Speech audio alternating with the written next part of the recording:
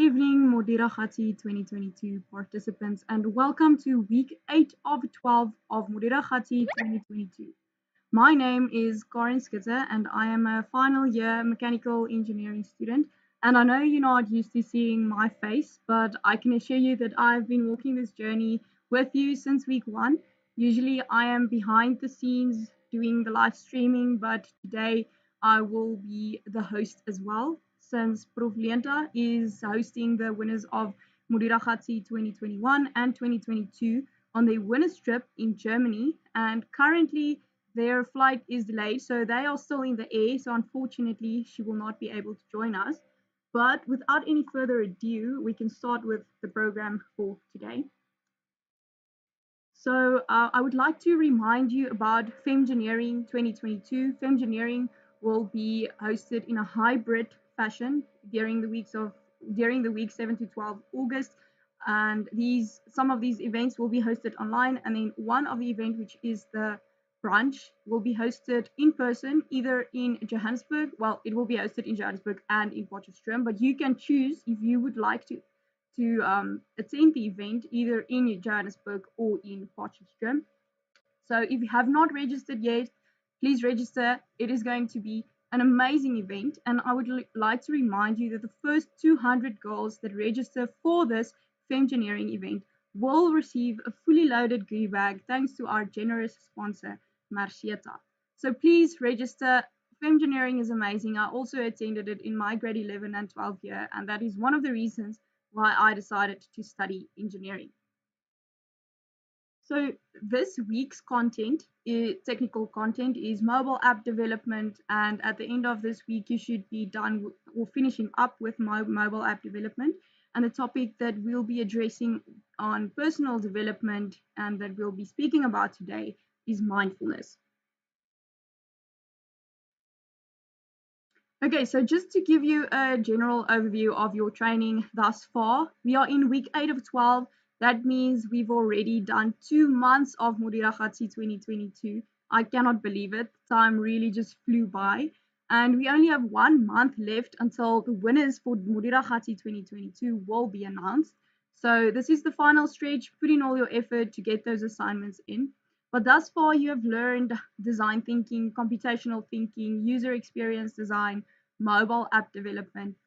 And next week, we'll be focusing on intellectual property protection as well as pitching a business idea. And I know that you have put in a lot of your time and a lot of effort into Modiragatsi thus far. And I can assure you that any time that you invest into yourself is not a waste of time. You will see that these skills that you've learned thus far are going to they're going to show in whatever problem you're going to tackle or whichever field you're going into. You're going to use these skills because you invested in yourself.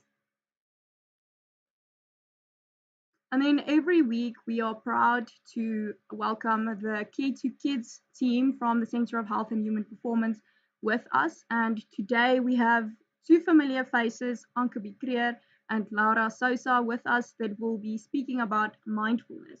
So just to give you a general overview about your personal development that you've also learned thus far. So in the first 3 weeks, we spoke about the body, and the topics that we spoke about were gut-brain axis, self-protection, and the importance of play. Then we spoke about communication, and the topics that we covered there were the power of words, conversational intelligence, and how to communicate effectively. And now these 3 weeks, and this week is the second week of dealing with your mind. Last week we spoke about journaling, and this week we'll speak about mindfulness. And then the week thereafter, we'll finish off with the mind and speak about self-regulation and coping. After that, we'll be moving on to the topic of daring to dream.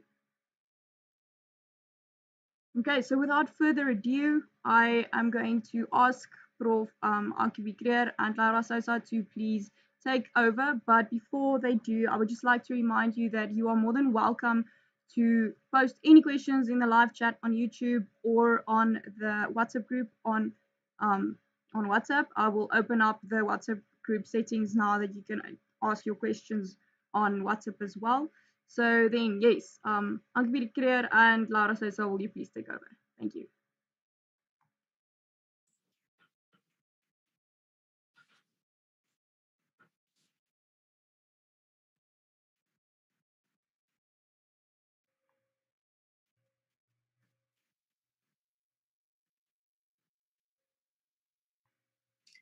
Hi everyone, welcome again to today's session. So today we are going to look at a word that we have mentioned quite a bit during our values and journaling session. So we mentioned mindfulness, and we also spoke that how an activity such as journaling can help us be mindful and can help us practice the skill. So today we are going to talk about mindfulness and what it's all about and how it works. So we have a short video clip that we want to show you, but before we get to that, I want you to take a moment and think about activities that you do daily or very often. For example, driving home from school, whether it's in a bus or in a car with your parents. Think about how or when you prepare to study for a test, or when you are at school and you're walking to your next class. What can you remember about what is around you? Do you even take notice of what is actually going on? Let's watch the video. Maybe one you walk down every single day. But you're so caught up in your own thinking, wondering what you're going to have for lunch, thinking back to a conversation you had earlier, that you end up falling down a hole. Now, at the bottom of this hole, you find yourself thinking, how did I end up here? Worse yet, the next day, you do the exact same thing. And then again, the next day. It may not sound like an especially cheerful idea, but as an analogy for the mind, it's really helpful. Because so often, we follow the same habits of mind over and over again. And so we find ourselves in an emotional hole, maybe even a place that's really painful. But imagine if you started just noticing, being more aware of your surroundings. Sure, maybe next time you'd realize a little too late and you'd still end up in the hole again.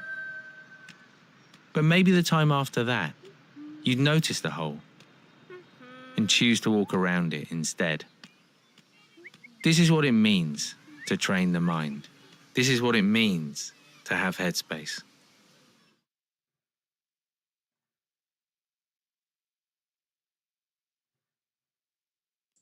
Sorry. If we think about, the video clip that we've just seen, how often do you think this happens to you?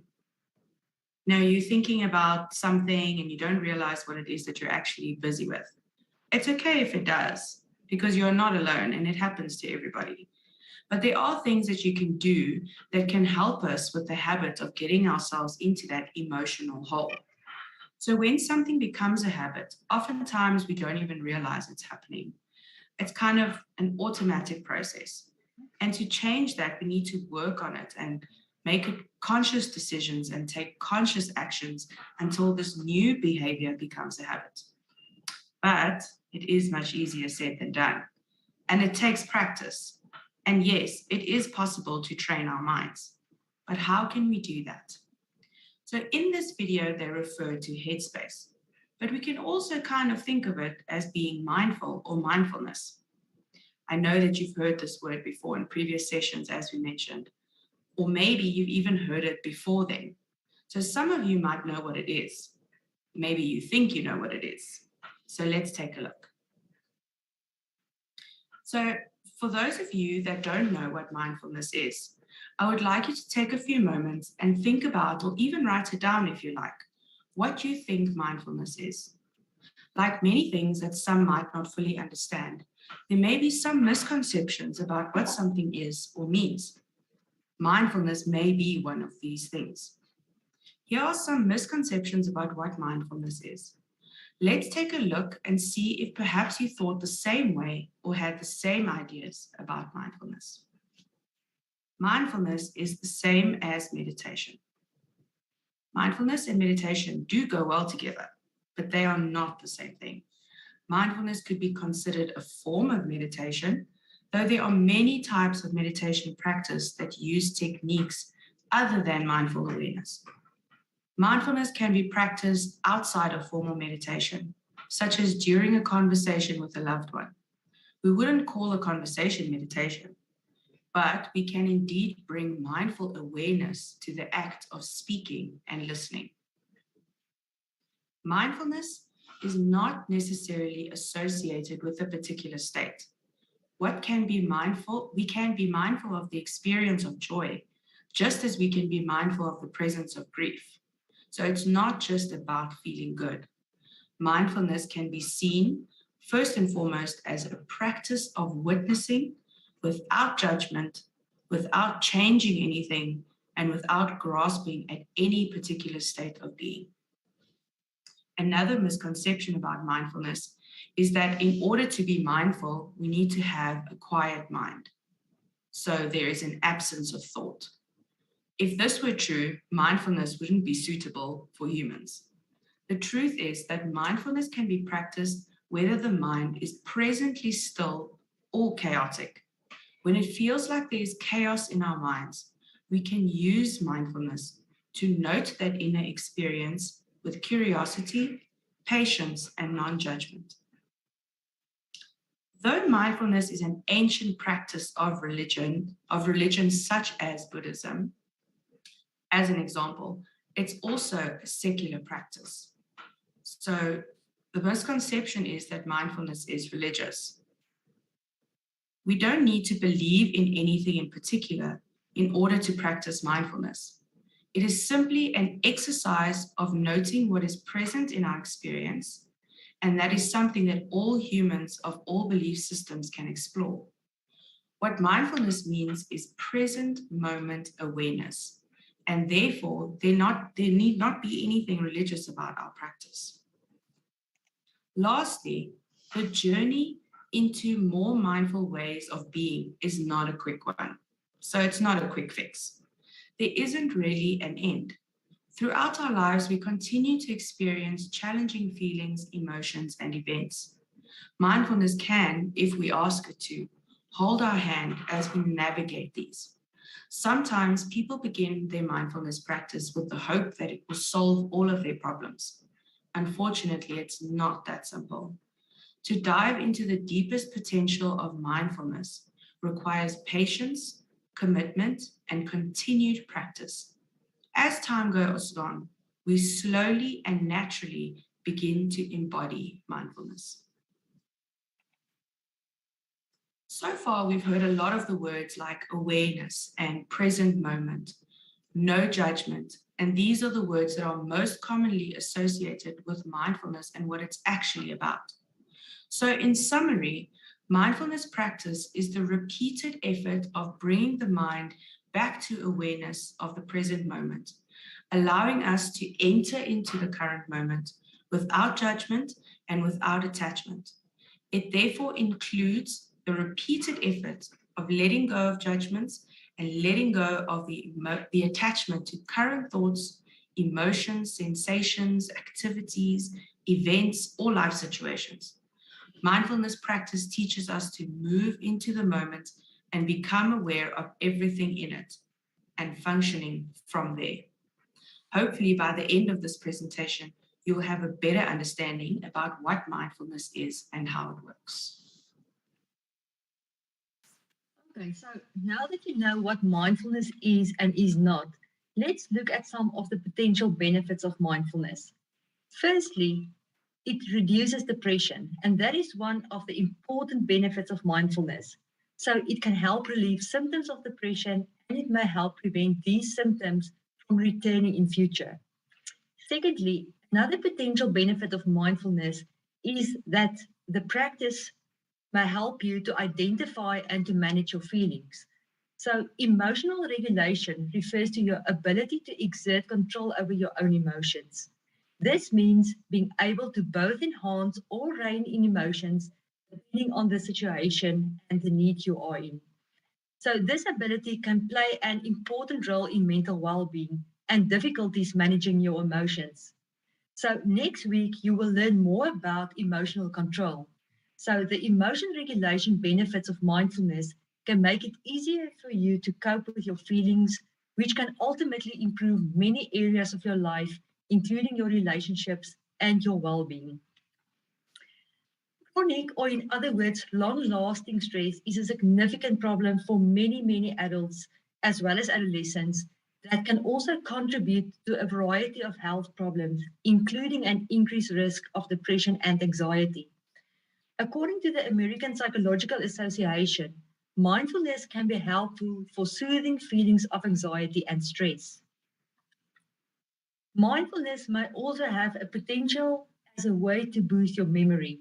So in a study done in 2019, participants either received 4 weeks of mindfulness training or took a creative writing course. So memory tests indicated that those participants who had been trained in mindfulness practices showed the greatest reduction in proactive interference, which resulted in improvements in their short-term memory. Also, participants didn't just show improvements in memory performance, however, they also demonstrated changes in their brains. And brain imaging also revealed that participants in the mindfulness training condition experienced volume changes in their hippocampus, an area of the brain associated with memory. Mindfulness doesn't just help you focus on your thoughts or remember things more readily.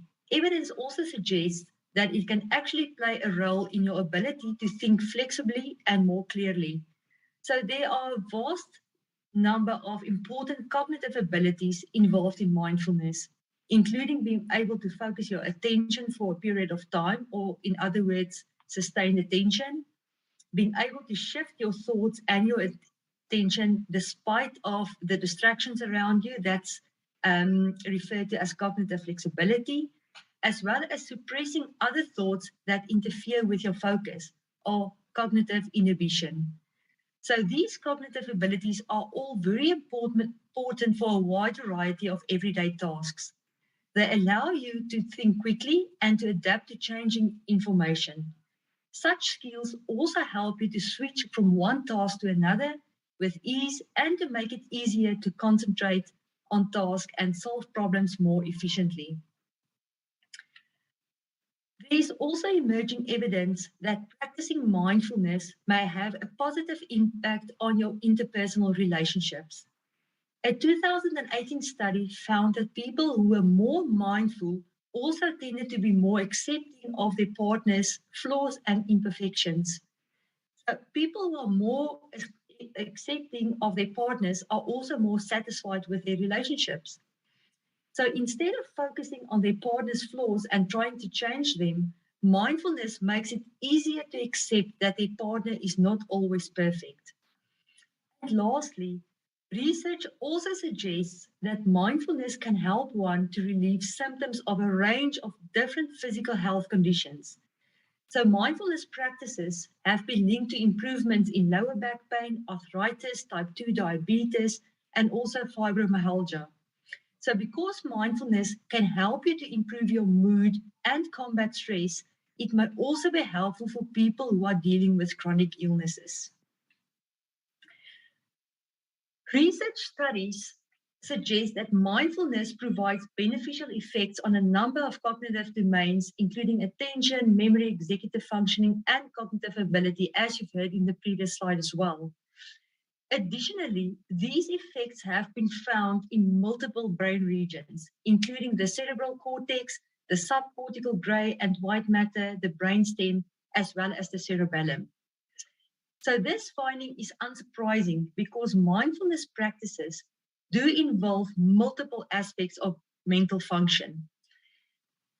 A meta-analysis on 21 neuroimaging studies with a total of 300 subjects that examined changes in the brain structures related to mindfulness found several brain regions that show consistent differences between people who practice mindfulness and those who didn't, including areas key to meta-awareness, which happens in the prefrontal cortex, exteroceptive and interoceptive body awareness, which happens in the sensory cortices and insula, memory, which is situated in the hippocampus, and then emotion regulation, which is situated in the anterior cingulate or orbital frontal cortex. You don't have to remember all these difficult names. I'm quickly going to give you a more detailed explanation of the different findings. So firstly, the prefrontal cortex. That is the front part of your brain and is an important area for higher order thinking, processing of complex, abstract information, and metacognition. So results in this area across mindfulness styles are consistent with the idea that mindfulness engages and possibly trains metacognitive awareness. The second one is the somatosensory cortex.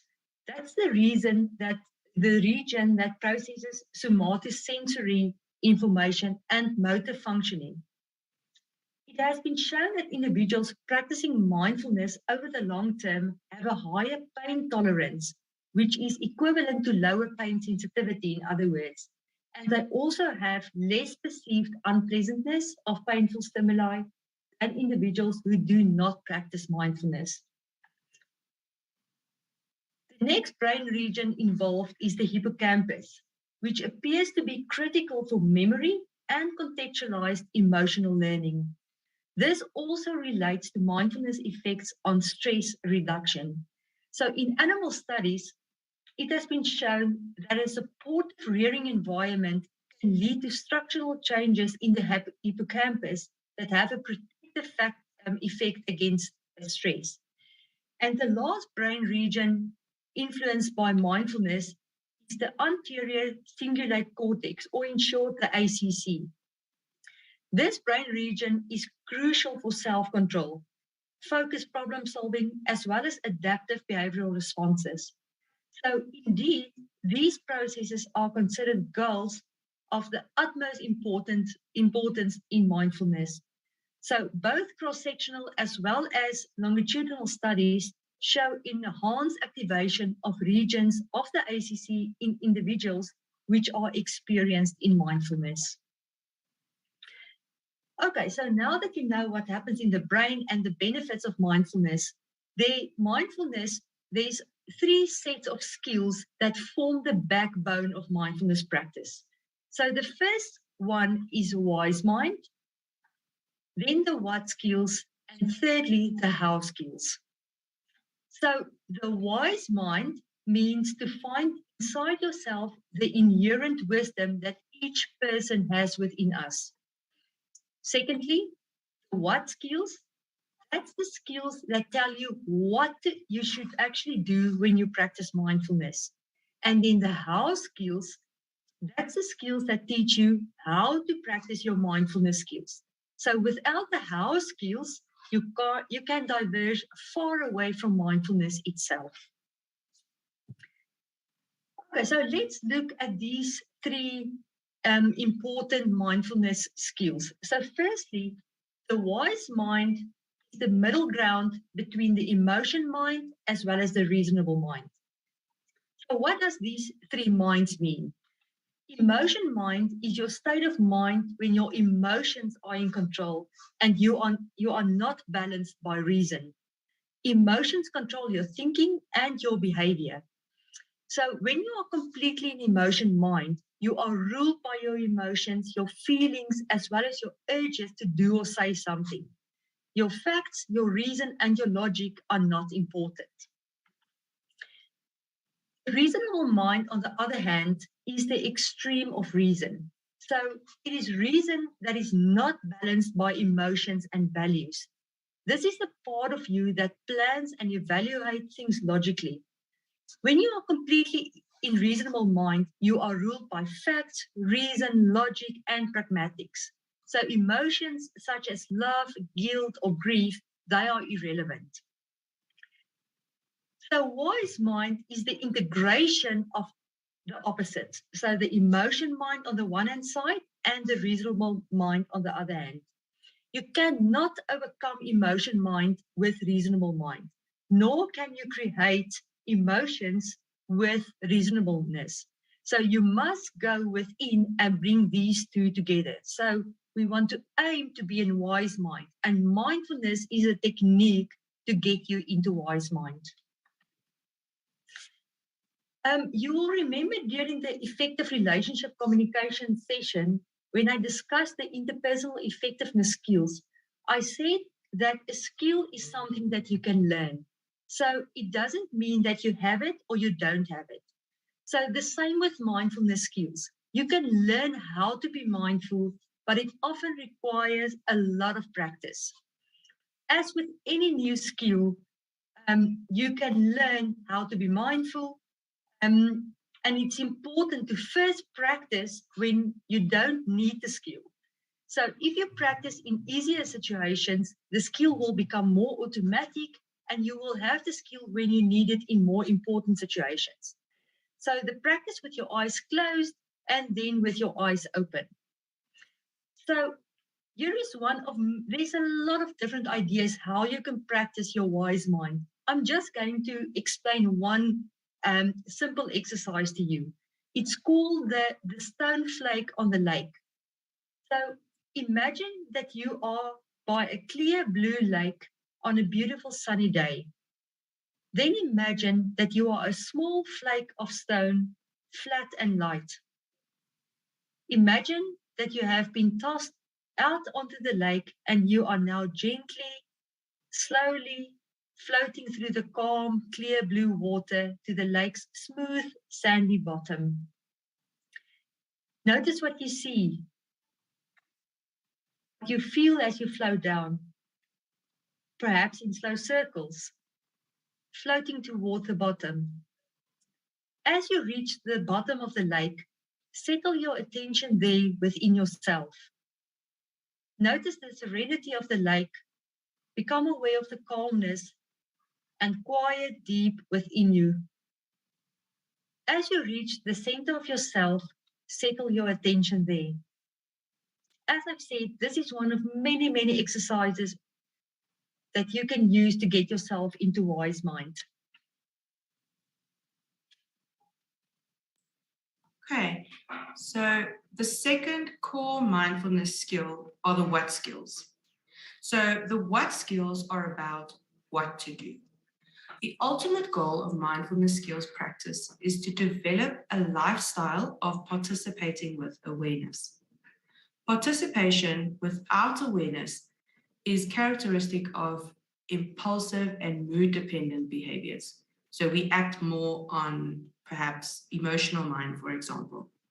Generally, paying special attention to observing and describing one's own behavioral responses is only necessary when you learn new behaviors, or when there is some sort of a problem, or when change is necessary. Learning to do new activities is an example of this principle. As your skill in a particular activity improves, you can't just observe and describe anymore. So let's look at what this means. So the first skill of one of the what skills is observing. So observing is attending to events, emotions, and other behavioral responses without necessarily trying to end them when they are painful or prolong them when they are pleasant. What one can learn here is to allow yourself to experience it with awareness in the present moment, whatever is happening, rather than leaving a situation or trying to put an end to an emotion. Observing requires the ability to step back from the event. Let's think about this for a moment. Observing walking and walking are two different activities. Observing thinking and thinking are two different activities. Observing your own heartbeat and your heart beating are two different activities. Think about that. Let that sit with you. The next one is describing. So describing events and personal responses in words and the ability to do that. The ability to apply verbal labels to your behavioral and environmental events is essential for both communication and self-control. Learning to describe requires that you learn not to take emotions and thoughts as accurate and exact reflections of environmental events. Let's give you an example. Feeling afraid or scared doesn't necessarily mean that a situation is threatening to your life or welfare. Many people confuse emotional responses with a precipitating event. For example, there are physical components of fear when you say things to yourself like, I feel my stomach muscles tightening and my throat constricting. Sometimes we can confuse that in the context of a particular event. Maybe we feel that way when you are starting an exam in school. And this can then lead to producing a thought, I'm going to fail the exam, which is then responded to as fact. So thoughts like, I feel unloved or I don't believe anyone loves me could lead you to believe that the fact is that you are unloved. Do you hear the differences in those words? The differences in how we attach those emotions, we describe these events or your response. The third mindfulness what skill is the ability to participate without self-consciousness. So someone who is participating is entering completely into the activity of the current moment without separating themselves from ongoing events and interactions. So the quality of your action is spontaneous. The interaction between you and the environment is smooth and based in some part on habit. So it doesn't necessarily look like effort. Participating can, of course, be mindless as well. We've all perhaps had the experience of we're driving a complicated route home or to school, and as we are concentrating on something else, then we get to home or school and we have no idea how we got there. We can't remember the road, we can't remember how many turns we took. However, it can also be mindful. So mindlessness is participating without attention to what you're actually doing, where mindfulness is participating with attention.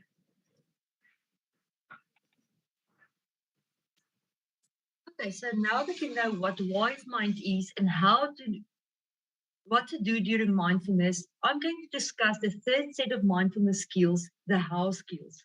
So in other words, how do you observe, how do you describe, and how do you participate? There are three how skills, and the first one is acting non-judgmentally, one mindfully, as well as effectively. So non-judgmentalness is to let go of evaluating and judging reality. So non-judgmentally means you see, but you don't evaluate something as good or bad. So you just describe the facts. You accept each moment like a blanket spread out on the lawn, accepting both the rain and the sun and each leaf that falls upon it. You acknowledge the difference between the helpful and the harmful, the safe and the dangerous, but you don't judge them. Non-judgmentally means that you acknowledge your values, your wishes, your emotional reactions, but again, you don't judge them. So when you find yourself judging, don't judge, you're judging.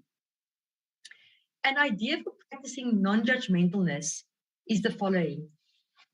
So to practice observing judgmental thoughts and statements, saying in your mind, a judgmental thought arose in my mind, and replace a judgmental thought and statement with a non-judgmental thought and statement by just stating the facts. Remember, you don't judge. The second how skill refers to one mindfully. And that means to fix yourself to now, in the here and now, not the future and not the past. Be completely present to this one moment. So in other words, do one thing at a time. Notice the desire to be half present or to be somewhere else to go somewhere else in your mind, to do something else or to multitask, and then come back to one thing at a time. So when you are eating, you just eat. When you are walking, you just walk. When you are worrying, you just worry. You don't do anything else. When you are planning, you just plan. And when you are remembering, remember. Let go of distractions. So if other actions or other thoughts or strong feelings distract you, go back to what you were doing again and again and again. Remember what I said regarding mindfulness. It's a skill and you have to do it over and over and over again to let it become more automatic. And then one mindfully also means to concentrate your mind. So if you find you are doing two things at once, stop and go back to one thing at a time. And that's exactly the opposite of multitasking. An idea for practicing mindfulness might be awareness while washing the dishes. So wash the dishes consciously, as though each glass is an object of contemplation. So consider each glass as sacred. Follow your breath to prevent your mind from straying. Do not try to hurry to get the job over and done with. Consider washing the dishes the most important thing in your life. And then thirdly, the third house skill refers to effectively. So it's just what the word says. Be mindful of your goals in the situation and do what is necessary to achieve them. Focus on what works. Don't let your emotion mind get in the way of being effective. Act as skillfully as you can. So do what is needed for the situation you are in, not the situation you wish you were in, or not the one that is fair, not the one that is more comfortable. An idea for practicing one mindfulness is to observe when you begin to get angry or hostile with someone. Ask yourself, is this effective? Okay, this was a mouthful, and this brings us to the end of the mindfulness presentation. So you would also remember that I said a bit earlier that mindfulness is beneficial for emotion regulation. In other words, the ability to recognize and to regulate your emotion. So in next week's session, we are going to discuss self-regulation or emotion regulation in more depth, and also how you can use mindfulness to become aware of your emotions and to try and change your emotions. Thank you very much for your attention. And then we are more than willing to answer any questions you might have.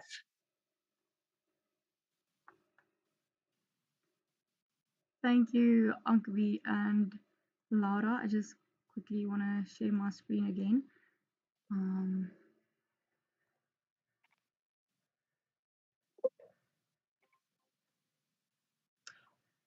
Yes, I completely agree that mindfulness is a very important skill to regulate your emotions, especially when something goes wrong in your day that you did not plan for, and especially to decrease your stress and anxiety when you are running from this activity to the next activity. And it is definitely something that I will practice in the next few weeks to come, because I think it is a very important skill to have in your toolbox about your mental health, and especially the topic that we're addressing right now.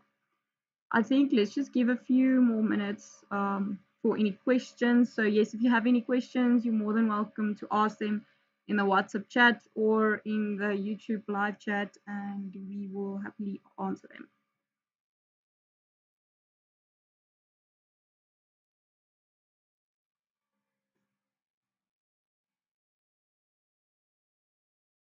Okay, I see someone is typing. So there is one question coming up.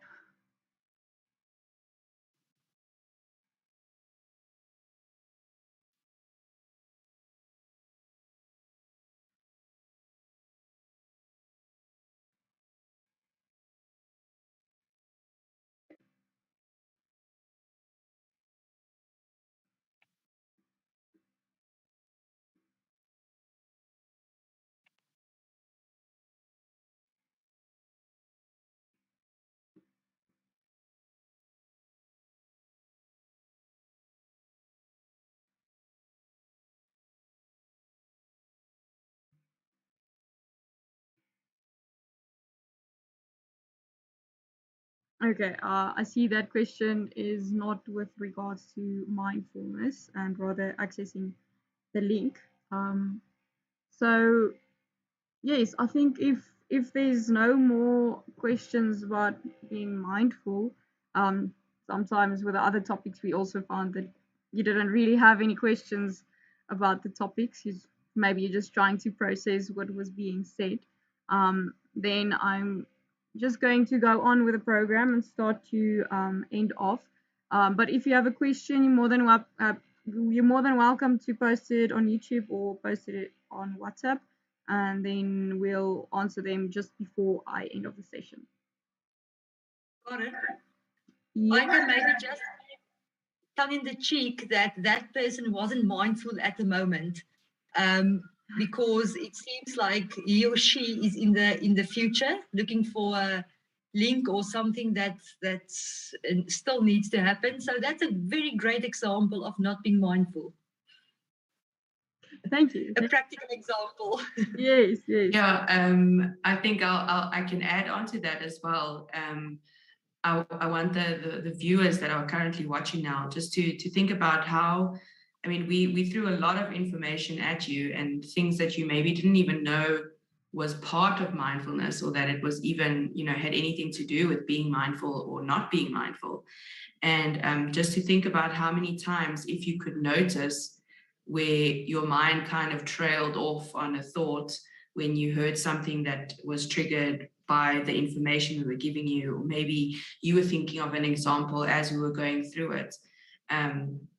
Yeah, just to think about how maybe in those moments you weren't exactly like Prof. Ankabi said, being mindful. You weren't 100% present in this moment, listening and getting all that information in. So I think, you know, as we've mentioned a lot of times before, it is definitely a skill and it does take a lot of practice. And yeah, there are so many things that we can do to increase that mindfulness. Yes, thank you. I definitely agree. Oh, okay. I see there's one question on YouTube. So the question is, what other practices or activities can be done to attain mindfulness if you're an overthinker and find it hard being mindful?